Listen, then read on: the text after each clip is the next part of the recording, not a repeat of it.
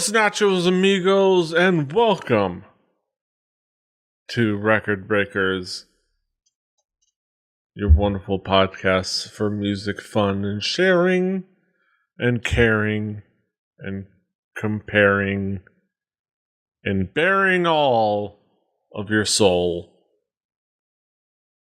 and other stuff. I'm PETEY, your man with no plan. Here with me, as always, is my team, my squad, my crew. We've got Patrick. Hello. We've got Brett. Y'all gonna make me lose my mind. And we've got Drew. Up in here. Mm-hmm. We're here, of course, to talk about music and share music with each other. Here to share with the group for our musical show and tell class is Drew. Drew, what do you got to share with the group? There are not many things from Michigan that I will give much credit to. The Nuge. Kiss. The Nuge. Eminem. Mustard Plug. And a band from the University of Michigan's art school. Henry Ford. Yes, Henry Ford, the artist. No. A band called a funk band called Vulfpeck. Yes, and we're doing the album Thrill of the Arts. Very interesting album. Very interesting band, to say the least.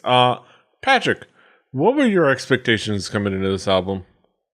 Drew mentioned that this was the Sleepify band, which, if you haven't heard that story, they released an album that was several tracks of silence and asked their fans to just put it on when they went to bed, and collecting, a fraction of a penny at a time, they would make some money to presumably go record a real record, which, to be perfectly honest, is one of the best uses of the internet as a music tool that I've heard of. So I was interested to see if they could back up a great idea with some music.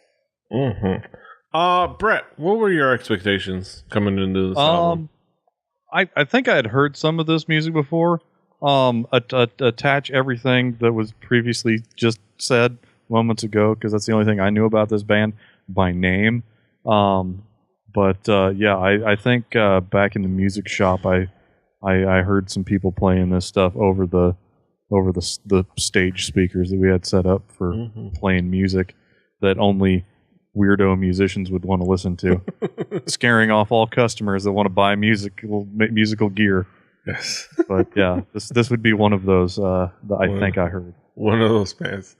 Speaking of weirdo musicians, Drew. Hi. This is a very interesting band, to say the least, Drew. How would you describe this album musically? First I want to go into the Sleepify thing. I think that was pretty genius on their part.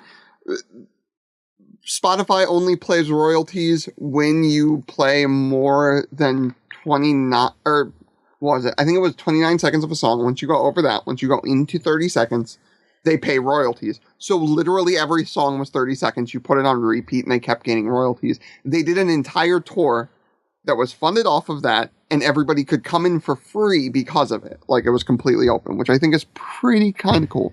But actually, the band, when they actually play music and not just dead air, is kind of just like a simple, like, old school sounding, sort of 70s, like R&B funky sort of sound to it. It isn't overdone. It isn't super crazy, but the musicianship is super, super solid. The sound that they get from the band, as far as musicianship goes, is great. You get this great groovy hooks to all their songs, thick, thumpy bass. You get, they came from a school and they were part of a rhythm section, right, of the performance at that school, like the performing band at that school. And that's how they sort of met. So the rhythm section here is absolutely spot on. Talking about the weird musicians, right, that are all about it. I found this because an audio engineer friend of mine sent it to me. So when you get an audio engineer that sends you something, it's going to be something that the mix of it is something that you can sort of plug into and see something cool in, and there's definitely something here. On this album, you get an old school sound, but it's not the old school sound that's just a lo-fi, crunchy, like, we're going to make it sound old by making it sound bad sort of sound. It sounds,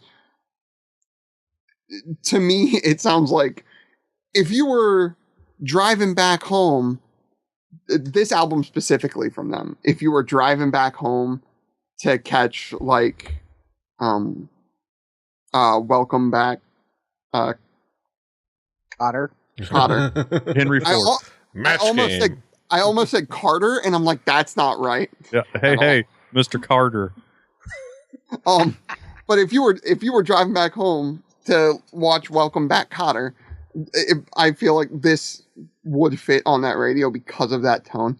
The tone was actually so. Wow, nice. Well done. It had such a cool sound to it that there was actually a company that put out a plugin called Vulf that sort of helps emulate the sound and like has like a couple of things that you can adjust for the sound. But like overall, it's just something that's really sort of cool, old school funk sound with just great musicianship, which is insane because if you listen to the interviews and you read stuff about this band, they pride themselves on very seldom, if at all, doing cuts and overdubs, and they record live, so all at once, right? Which is really crazy in the modern era that they got something that sounded this tight, this clean, with this level of fidelity, and they didn't have to hide anything. All of their stuff, all of the mix is very, very good, and the musicianship is just spot on, and it's just fun. Mm-hmm. Very fun. I will say I did think of both like something like the Match Game and Schoolhouse Rock. Yeah. For some reason when I was listening to this stuff. Patrick, how would we describe this album musically? What were the themes and elements that caught your attention? So I'm gonna sort of say kind of what Drew said in a different way. There's a musical aesthetic to this. So sometimes when bands try to sound old, they do so by sounding lo-fi. And sometimes that's cool, but a lot of times it just sounds like you spent a lot of money trying to sound like it was poorly recorded. This is not poorly recorded at all. But the choice of instrumentation, what instruments they were using, how they had them set up, what they were using in terms of like bass and guitar amps, made it sound kind of 70s funky.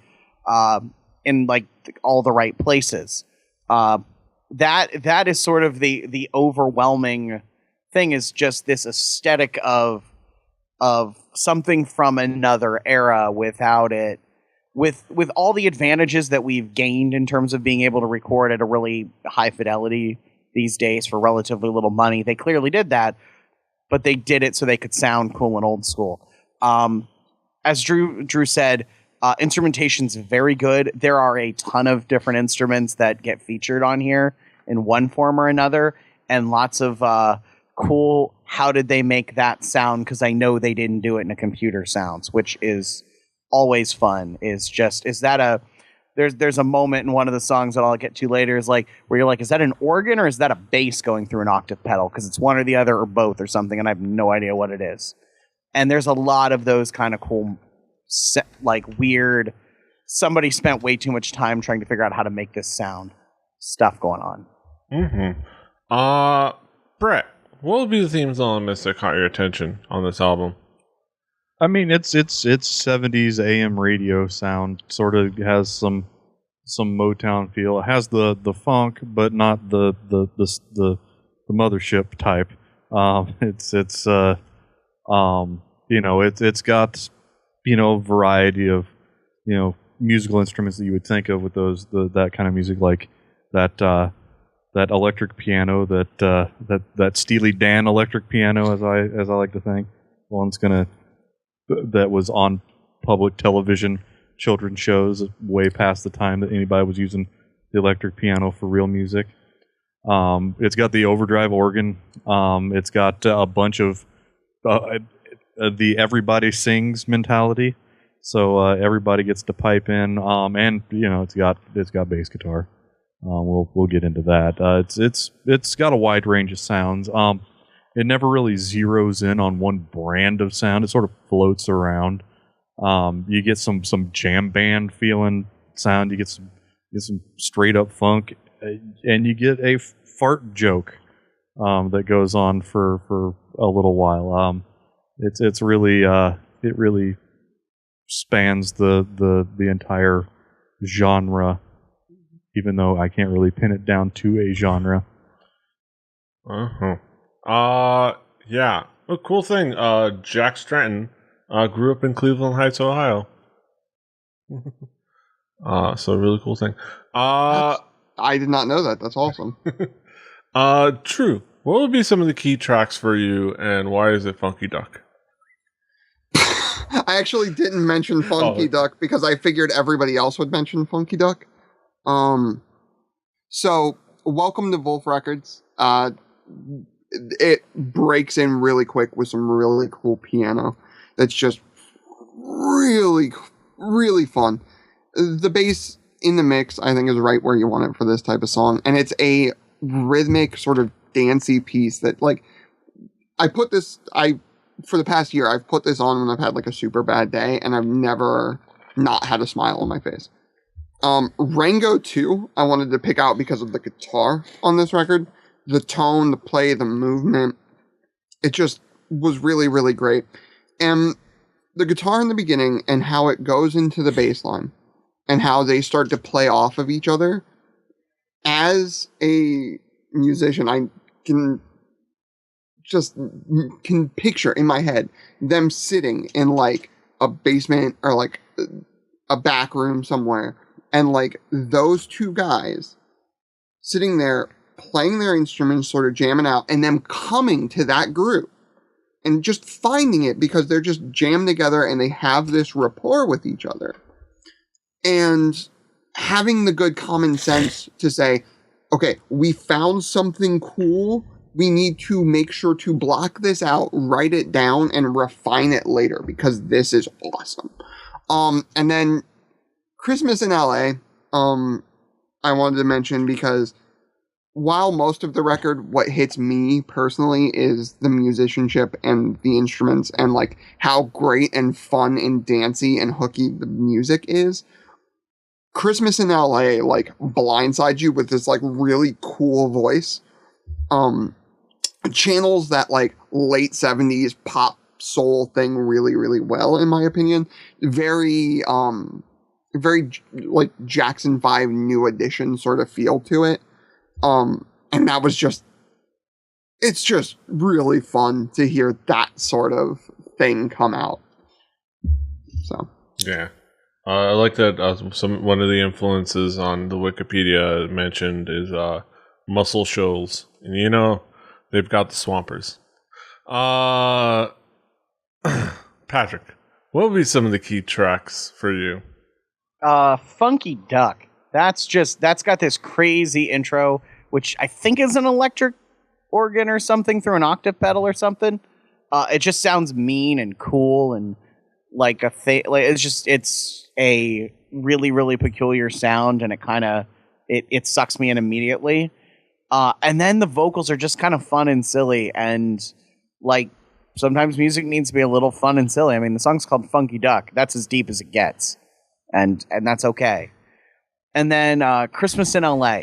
So I generally hate Christmas music because I'm that guy.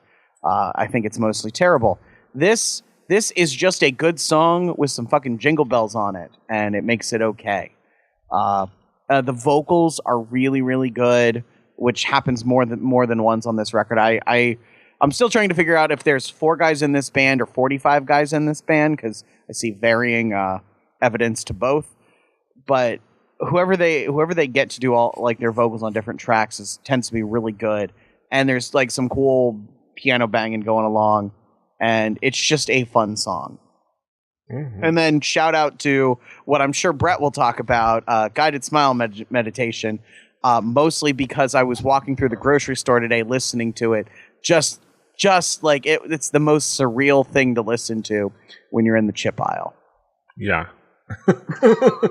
It's the most surreal thing to listen to when you're in any aisle, really. If you're anywhere in a public place and you have that on your headphones, you're just like, when you're part of me wants functionality to checking stop. TVs Yep. at work. Yep. When you're like, hey, does this turn on and is the data erased on this TV at work? And there's 10 of them. Yeah. Like, that's what I did. Yeah. For my guided smile meditation. Brett, what would be the key tracks for you? I won't be talking about that. No more shall be said about walking through chip aisles listening to. No, the album starts off Back Pocket. It's a slightly understated little tune. The hand percussion is really slick. The bass line hangs out under the lyrics. The lyrics hang out at a little higher end.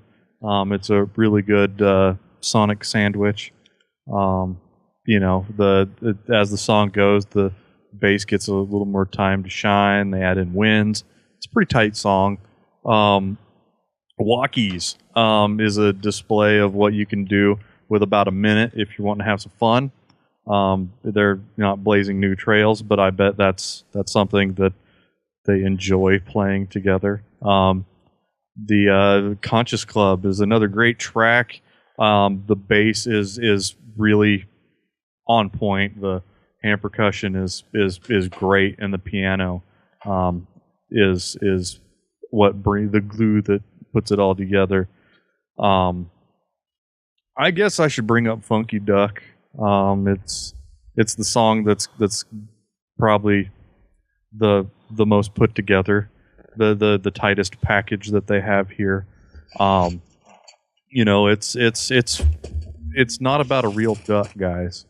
It's about the Funky Duck. He owns a truck, but he drives a Saab. It's a fun the grunting, gasping vocals, the honking overdrive organ, where they pulled out all the stops.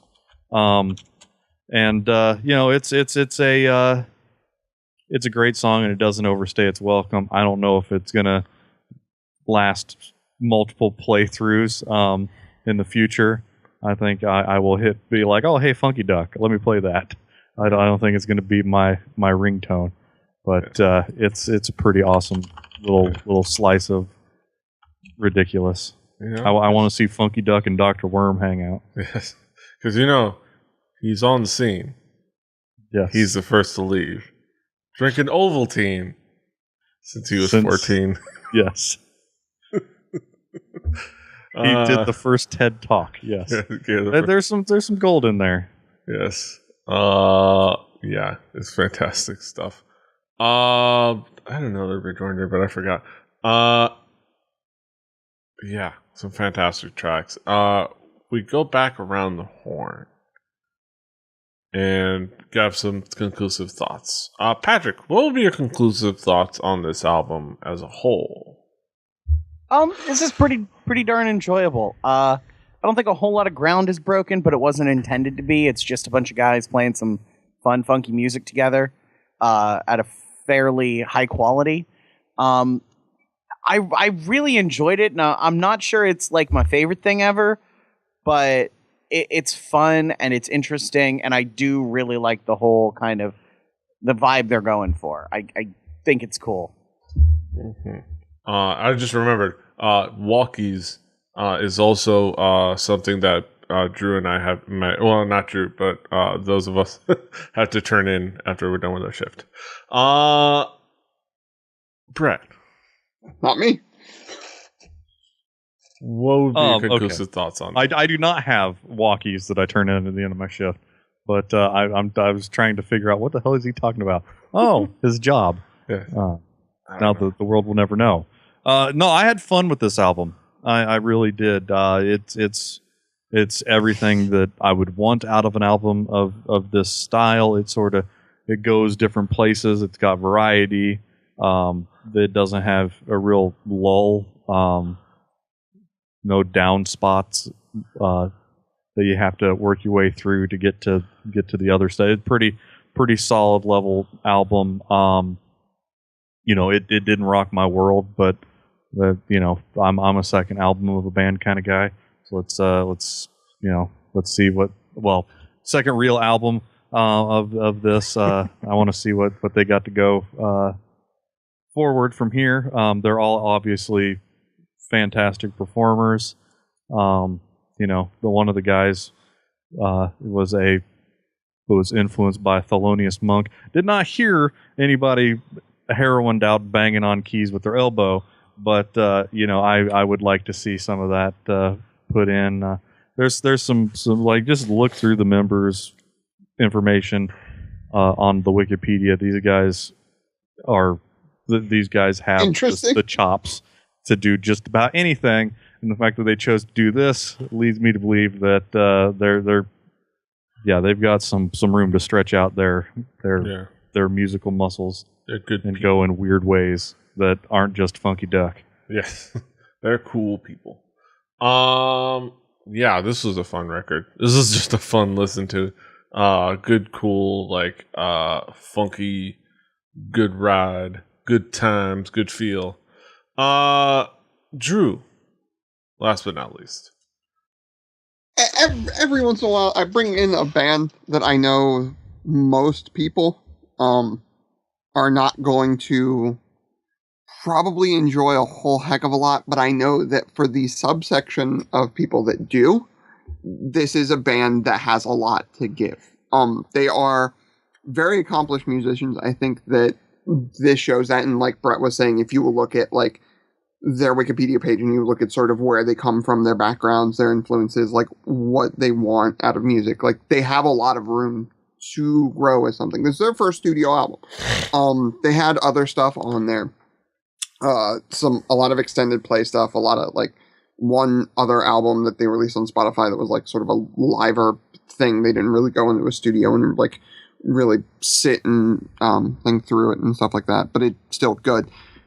But you have a band here that I think not only is very musically accomplished, they're not only great musicians, but they're a band that are in it for the fun part of being musicians. They want to play music that is just fun.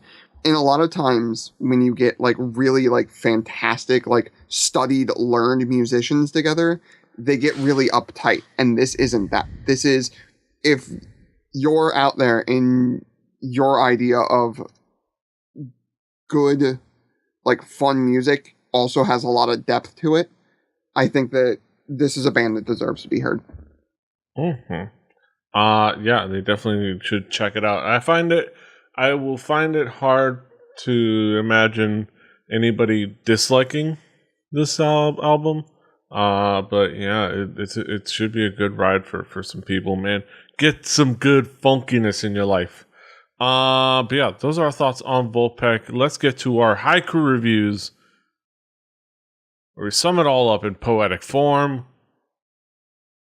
Let's go. Let's. You know what? Let me pivot. Let me switch it up. I'm gonna change initiative order. Brett, what is your haiku? My weapon speed is super low. These guys have the funk, but more than just the funk. Not just funky duck. Patrick, what is your haiku? Funky, groovy sound with a classic aesthetic. I enjoyed this one. Mm-hmm. My haiku: get your jive ass here and get yourself a gander at that funky duck. Drew, what is your haiku? A new funky band, old sensibilities, pure, happy, good times. Good times. These are the good times. Those were our thoughts on Vulfpeck. Thrill of the Arts. Go check that out on our Spotify playlist. Play Record Breakers, the home game. Get Funky with Your Bad Self on that Spotify playlist. On that Spotify playlist will be our next album, and that's my album. So I had originally mentioned one thing to you guys. I'm actually gonna switch it up. I'm calling an audible, and I'm gonna give you guys a visual clue. Let you take a moment since you're seeing the studio feed. I'll give you a visual clue in this, and let you guess what the album.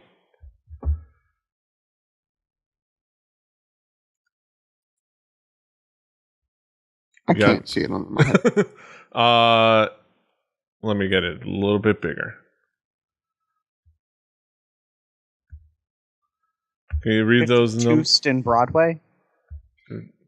It's going to be something from your trip to Austin? No, this is why do Broadway. you own a stocking cap as a man in Miami? That's my question. Yes. that is on the corner of 52nd and Broadway. And the album. Oh wait, no, hold on. Is it something from Rancid? Yes, Rancid and Out Come the Wolves. Okay. Oh, really? So it's gonna be a fun time. You don't say. You don't say. It took me a second. I was like, wait, no, he said those words in rhythm. I get it now. Yes. Standing in the corner of 52nd and Broadway. I might actually even editing the doc right now. It just struck me earlier. In fact, I changed it like in my mind just before we started recording this episode. But it's gonna be a fun discussion. But that will be next week, and this is this week. You can of course find us, and find us all over the internet. Patrick is at Swagger. Brett is at Hibbity HIBBITYBIBBARD. Drew is at XJuciferX. I'm at PETEY RAVE. The show is the 4 Record Breakers. That's the number 4 Record Breakers. RecordBreakersPodcast.com. RecordBreakersPodcast@gmail.com. Rebelli.net for this and other shows. Rebelli TV on iTunes, on YouTube, on Twitch. We're on iTunes, we're on Stitcher. We're on all over the place. Until next time. Hasta los huevos. Wonderful. You gave it your best effort. Toodaloo.